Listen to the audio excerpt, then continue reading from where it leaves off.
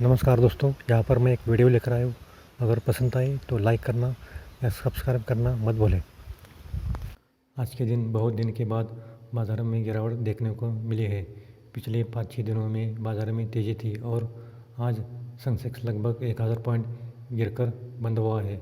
तो ये तो होना ही था। जिस तरह से बाज़ार में तेज़ी दिखाई दे रही थी, मार्केट तो कोई बहाना ही चाहिए था नीचे आने के लिए, और वो मिल गया।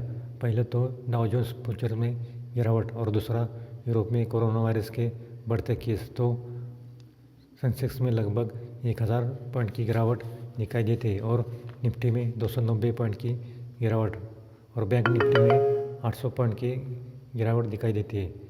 निफ्टी ओपन हुआ था 12,023 पर और इसका हाई था 12,025 और निफ्टी क्लोज हुआ है 11,680 पर, यानी कि लगभग 2.5% की गिरावट दिखाई देती है। इंडिया के मार्केट का पी रेशियो 34 पर चल रहा है और इस हाई पर पी जाता है तो मार्केट को नीचे आने का कोई तो बहाना चाहिए, और वो मिल गया है।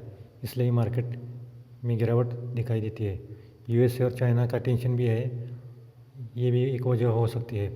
और कोरोना वायरस के पेशेंट भी बढ़ रहे हैं और कोरोना वायरस की दूसरी बार यूके में लौट आने से कारण कोरोना वायरस के पेशेंट बढ़ गए हैं। इसी वजह से फ्रांस में और स्पेन में कोरोना वायरस के लगभग 16,000 पर केस की वजह से हालत बहुत ही ख़राब हो चुकी है। और फ्रांस में 30,000 पर डे के फ्रांस और स्पेन में कोरोना वायरस के लगभग पर डे 16,000 पेशेंट के बढ़ने की वजह से इसकी हालत बहुत ही ख़राब हो चुकी है। और फ्रांस में लगभग पर डे 30,000 से ज़्यादा पेशेंट आ रहे हैं। इसी वजह से नेशनल हेल्थ इमरजेंसी का ऐलान फ्रांस ने कर दिया है। तो second wave impact in country में को ज़्यादा देखने को मिल रहा है।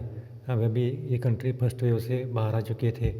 अभी इंग्लैंड में भी 30,000 के आसपास पेशेंट देखने को मिल रहे हैं। तो इसी वजह से इंग्लैंड और फ्रांस में के बाज़ार में गिरावट आई है। अगर सेकंड वेव इंडिया में आ जाती है तो इंडिया की हालत बहुत ही मुश्किल होने वाली है। तो इसी वजह से बाज़ारों में गिरावट दिखाई देती है।